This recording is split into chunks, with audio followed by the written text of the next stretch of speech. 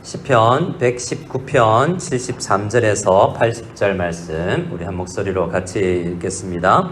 주의 손이 나를 만들고 세우셨사오니 내가 깨달아 주의 계명들을 배우게 하소서. 주를 경외하는 자들이 나를 보고 기뻐하는 것은 내가 주의 말씀을 바라는 까닭이니이다. 여호와여, 내가 알거니와 주의 심판은 의로우시고 주께서 나를 괴롭게 하심은 성실하심 때문이니이다. 구하오니 주의 종에게 하신 말씀대로 주의 인자하심이 나의 위안이 되게 하시며 주의 긍휼이 여기심이 내게 임하사 내가 살게 하소서. 주의 법은 나의 즐거움이니이다. 교만한 자들이 거짓으로 나를 엎드렸으니 그들이 수치를 당하게 하소서. 나는 주의 법도들을 작은 소리로 읊조리이다. 주를 경외하는 자들이 내게 돌아오게 하소서. 그리하시면 그들이 주의 증거들을 알리이다. 내 마음으로 주의 율례들에 완전하게 하사 내가 수치를 당하지 아니하게 하소서. 아멘. 오늘 말씀은 이 두 번 반복되는 말씀이 있는데요. 어떤 단어냐면 우리 74절에 나오는 한 단어입니다. 주를 경외하는 자들이라는 단어가 나오죠. 또 79절에도 나옵니다. 주를 경외하는 자들. 누구냐면 성도들입니다. 지금 시편 119편은 주로 시편은 어떤 내용이죠? 시인이 하나님과 독대해서 기도하는 거잖아요.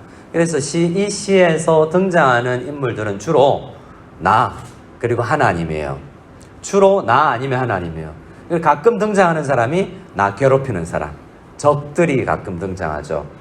근데 좀 가끔 등장하는 오늘 이 시편 119편에는 이제 두 번째로 등장하는 사람들이 있는데 그 사람들이 우리가 같이 보았던 74절과 79절에 나오는 주를 경외하는 사람들이에요. 누구냐면 나와 같이 신앙생활 하는 사람들이죠. 내 옆에 있는 우리 교회 다니는 가까운 우리 부부일 수도 있고 내 자녀일 수도 있고 우리 구역원일 수도 있고 우리가 함께 신앙생활하는 옆에 있는 사람들이라는 겁니다. 그래서 오늘 이 연 73절에서 80절까지 8절 안에 주된 내용은 학자들 속에서 홀로 하나님 앞에 기도하는 것 같았는데 홀로 예수님 믿고 하나님 앞에 섰는데 주위를 둘러보니까 우리를 공동체로 불러 모아주셨다는 걸 깨닫는 거예요. 야, 내가 개인적으로 구원받는 게 아니라 구원받아서 하나님을 아버지로 부르는 많은 사람들이 내 옆에 있구나 라는 것을 알고 힘을 내는 거예요. 오늘 시편 말씀에는 이 시인의 기도 제목은 뭐냐면 주님, 내가 지금 고난 중에 있는데요. 이 고난 중에서 망하지 않고 영영 엎드러뜨리지 않고 힘을 내어서 다른 사람에게 용기가 되게 해주십시오. 다른 사람이 롤 모델로 삼는 사람이 되고 싶습니다라는 기도 제목이에요. 73절 말씀에 이렇게 시작을 합니다. 주의 손이 나를 만들고 세우셨사오니 라고요. 우리 같이 여기까지 금방 제가 읽은 부분을 같이 읽어볼까요? 73절 시작. 주의 손이 나를 만들고 세우셨사오니. 자, 이 말은 뭐냐면 주님의 손이 지금 나를 만드시는 중입니다 라는 거예요. 다른 말로 나는 지금 빚어지고 있는 중이에요. 건설 중, 수리 중, 나는 만들어지는 중이라는 거죠. 근데 이 문맥상 앞의 시의 내용들과 함께 생각해 보면 시인은 어떻게 빚어지고 있냐면 고난 속에서 빚어지는 거예요. 무엇 속에서요? 고난 속에서. 오늘 새벽에 오늘 우리가 매일 성경 여러분 묵상하셨을 텐데 사무엘하 3장의 마지막 부분을 보면 두 부류의 사람이 등장합니다. 똑같이 광야를 거닐었는데요. 광야에서 배운 사람과 광야에서 못 배운 사람이 등장해요. 요압은 이 다윗의 누이의 아들들이니까 아들 중에 하나이니까 조카죠.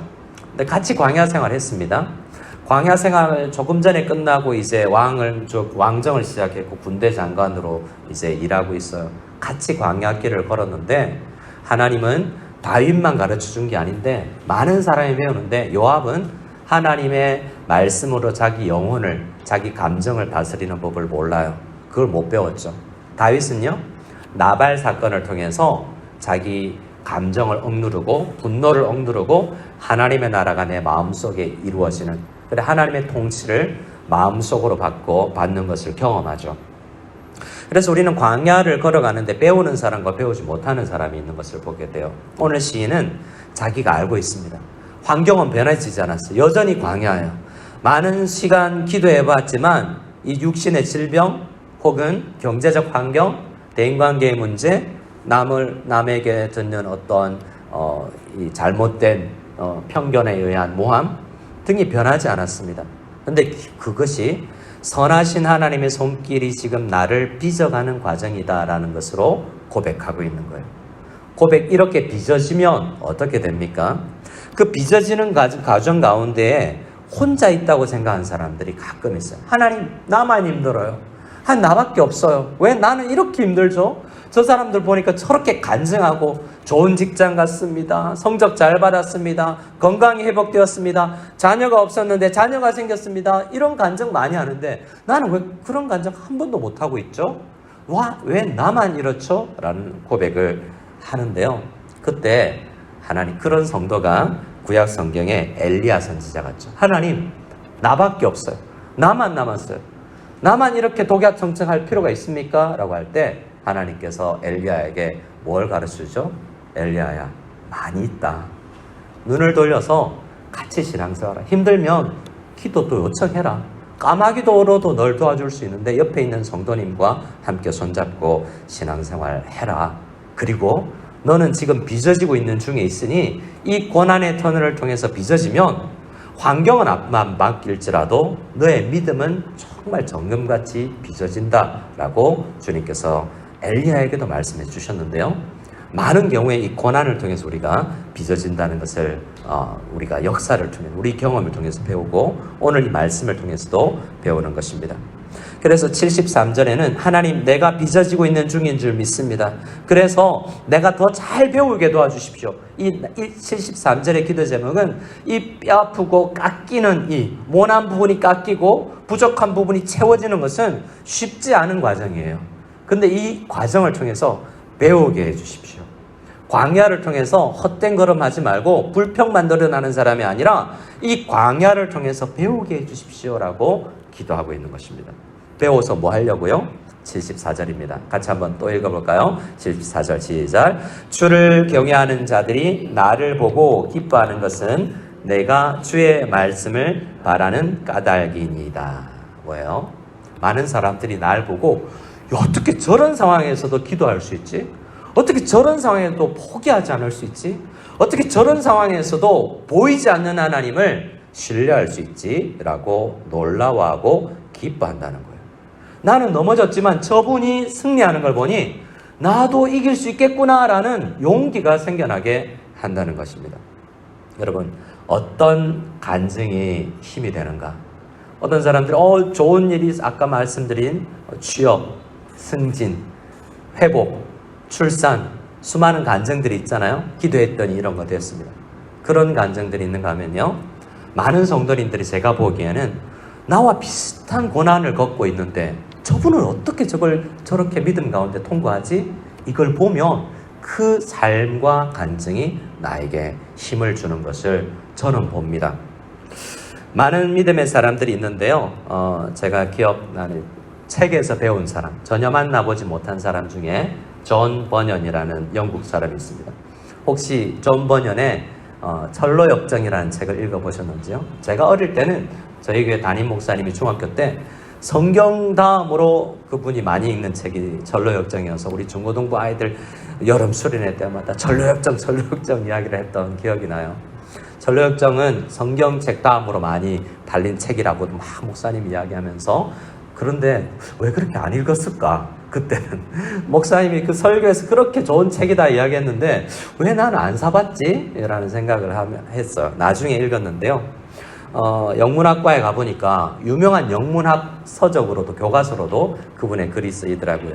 1600년대, 60년, 70년, 80년대에 이 영국의 국왕이 최근에는 이 왕조가 굉장히 믿음을 믿는 사람들을 어렵게 했습니다. 정교도들을 이 의회파들과 이렇게 나누어서 막 싸울 때 굉장히 힘들었을 때 이 존 버년이 거의 학문이 없는 어려운 집안에서 태어났던 존 버년이 은혜를 받고 특히 정교도였던 아내에게 믿음을 배우고 성실하게 성장해 나가는데요. 목사님이 없는 가운데 평신도 설교자로 서게 돼요. 근데 평신도 설교자로 설교를 했는데 많은 사람이 은혜를 받는 거죠. 근데 나중에 국가에서 너 설교하지 마 라고 이야기한 겁니다. 설교를 안 할 수 없다. 이걸 외쳐야 되겠다는 생각. 그래서 설교 안 할게요 라는 약속 한마디만 하면 감옥 안 가도 되는데 감옥에 가서 12년을 있었어요. 몇 년이요? 설교 안 하겠다는 말 한마디만 하면 감옥 안 가도 되는데 설교권을 포기하지 않아서 12년을 감옥에서 보내요.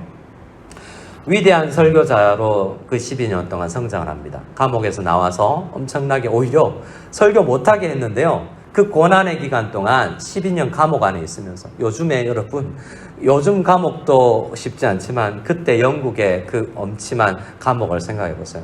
눈이 거의 다 멀었어요. 그런데 그 나와서 7년 동안 설교 사역을 하는데요. 오히려 핍박을 하려는 사람들은 설교를 못하겠지만 그 고난이 그를 빚어서 위대한 설교자로 만들었어요. 근데 다시 감옥에 갑니다. 1670년대 다시 감옥에 갔는데요. 그때는 완전히 눈이 멀어요. 그때 감옥에서 썼던 책이 Pilgrim's Progress라는 시로 만든 소설이에요. 읽어보면 어떻게 이런 문학적 표현을 써가면서 이게 소설이 되게 만들었는지 놀랍습니다. 한글로는 번역할 수 없기 때문에 그렇지만요. 자, 그에게서 배우는 것은 그의 감옥 생활에 존 파이퍼 목사님이 고난의 영웅들이라는 책을 2008년도에 썼거든요. 그 3명 중에 한 명으로 등장하는 사람이 존 버년 목사님. 고난에서 믿음의 영웅으로 빚어진 사람 중에 존 버년을 소개하더라고요.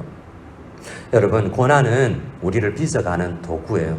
신실하신 하나님이 고난은 하나님이 없다라는 증거가 아니라 고난은 하나님이 신실하게 지금 우리를 만들어가고 있다라는 증거라고 이야기를 하는 것입니다. 그 고난 가운데 우리가 포기하지 아니하고 많은 믿음의 선배들처럼 기도하고 주님 이 빚어지는 가운데서 배우게 해주십시오 라고 우리가 기도해 나가면요 어떻게 되냐면 어느 순간 많은 사람들이 우리 자녀들이 야 엄마 야 아빠처럼 배우게 되는 거죠. 우리를 믿음의 롤 모델로 삼게 되는 일이 생겨날 줄로 믿습니다. 축복할 때 아멘으로 받아주시기를 바랄 때 여러분 다 가정에서 교회 안에서 믿음의 영웅들이 믿음의 롤 모델들이 다 될 수 있기를 바랍니다. 아멘. 와, 우리 교회 지금 영웅 어벤져스 믿음의 어벤져스들 한 20명 이상이 여기 앉아 있으니 꿈이 있고 비전이 있는 교회입니다. 자, 이렇게 빚어졌는데요. 이 나머지 과정들은 우리가 길게 설명을 하지 않겠고 우리 79절 말씀 같이 읽어보겠습니다. 79절 말씀 같이 읽겠습니다. 시작. 주를 경외하는 자들이 내게 돌아오게 하소서. 그리하시면 그들이 주의 증거들을 알리이다. 왜 주의 경외하는 자들과 좀 떨어져 있었던 상황이 있었던 것 같습니다. 돌아오게 하소서라고 이야기하고 있잖아요. 어떤 상황인지 분명하게는 모르지만 하나님 나 혼자 신앙생활할 수 없습니다 라는 내용이에요. 시는 정말 개인적으로 하나님과 독대하는 것이지만 지금 우리가 오늘 함께 묵상한 73절에서 80절에서는 나 혼자 신앙생활한 게 아닙니다 라고 이야기를 하고 있잖아요. 그래서 우리는 홀로 신앙생활하는 게 아니라 고난당하는 성도가 빚어지면 다른 고난당하는 성도에게 힘이 되는 위로가 된다라는 생각을 같이 할 수 있기를 바랍니다. 한 말씀을 또 읽어볼까요? 그 위로라는 단어가 나오는 말씀인데요. 우리 76절입니다. 76절 말씀을 같이 읽어보겠습니다. 76절입니다. 구하오니 주의 종에게 하신 말씀대로 주의 인자하심이 나의 위안이 되게 하시며. 아멘. 먼저 이 시인은 뭘 기도하고 있냐면 다른 성도님들에게 뭘 바라고 목사님 아니면 구역장님 누구를 바라는 게 아니라 내가 위안받고 내가 위로가 되게 해주십시오. 하나님 내가 바나바 같은 사람이 되겠어요. 신약 성경에는 위로의 사람 바나바라는 사람이 나오는데요. 그 사람 별명이 바나바인 이유가 그 사람을 만나면서 위로가 전해졌기 때문이죠. 그래서 오늘 시는 우리에게 네가 위로의 사람이 좀 되면 안 되겠니? 위로 좀 바라려고 하는 거 충분히 이해해.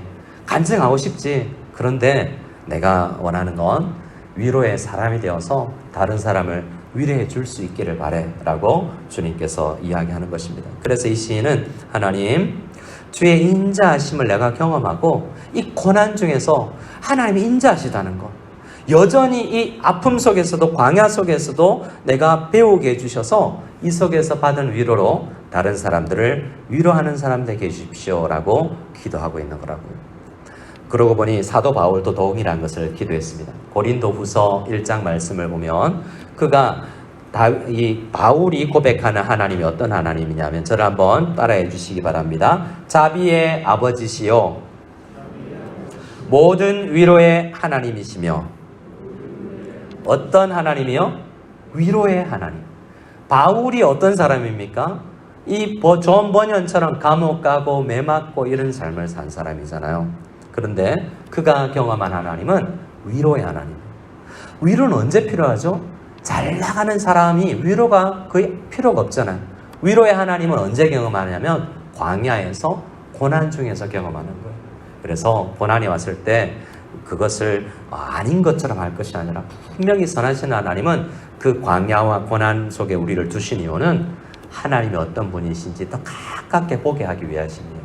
성경 어디를 펴서 믿음의 사람들을 보세요. 언제 하나님을 만납니까? 고난 중에, 전쟁 중에, 환난 중에, 아픔 중에, 감옥 안에서 하나님 더 깊이 만나잖아요. 그렇다고 해서 하나님 고난 좀 주세요, 좀 힘들게 해주세요 할 필요는 없어요.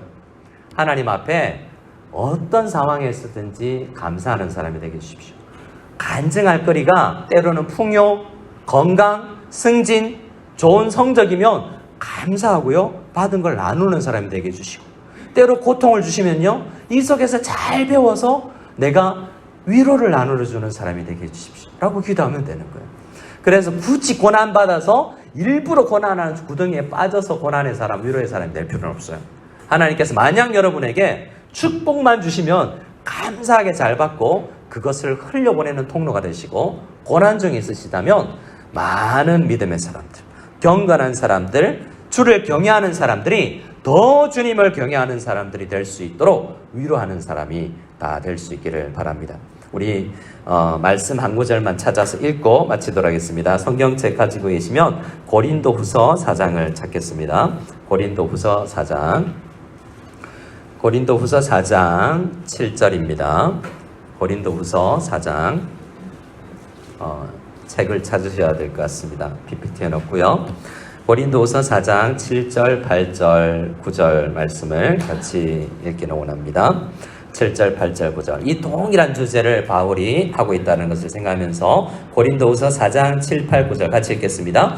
우리가 이 보배를 질그릇에 가졌으니 이는 심히 큰 능력은 하나님께 있고 우리에게 있지 아니함을 알게 하려 함이라. 우리가 사방으로 우겨쌈을 당하여도 쌓이지 아니하며 답답한 일을 당하여도 낙심하지 아니하며 박해를 받아도 버림받지 아니하며 거꾸로 들임을 당하여도 망하지 아니하고. 자, 환난 중에서 롤 모델이 되는 사람은 이 질그릇 같은 고난 중에 힘들고 피나고 아프고 상처게 나는 연약한 몸뚱어리 안에 보배로운 믿음과 배움이, 말씀에 살아있음이 있어야 이런 넘어지지 않는 사람이 된다는 고백이에요. 다시 한 구절은 더 읽고 설명 없이 마치겠습니다. 16절에서 18절. 고난 중에서 놀라운 소망을 가지고 있는, 보이는 현 세계보다 보이지 않는, 마치 눈이 감긴 앞을 보지 못하는 존 버년 목사님이 그 감옥과 눈먼 상황 가운데서 설교를 못했지만 1000년이 수백 년이 지나는 가운데 3편의 설교가 하지 못하는 존 버년의 이 전로 역정이 했던 놀라운 설교의 역사, 그런 역사를 하나님께서 꿈꾸시면서 그를 감옥 생활하게 하셨다는 것을 기억하며 우리 16절에서 18절 읽겠습니다. 시작. 그러므로 우리가 낙심하지 아니하노니 우리의 겉사람은 낡아지나 우리의 속사람은 날로 새로워지도다. 우리가 잠시 받는 환난에 경한 것이 지극히 크고 영원한 영광에 중한 것을 우리에게 이루게 함이니 우리가 주목하는 것은 보이는 것이 아니요 보이지 않는 것이니 보이는 것은 잠깐이요 보이지 않는 것은 영원함이라. 아멘.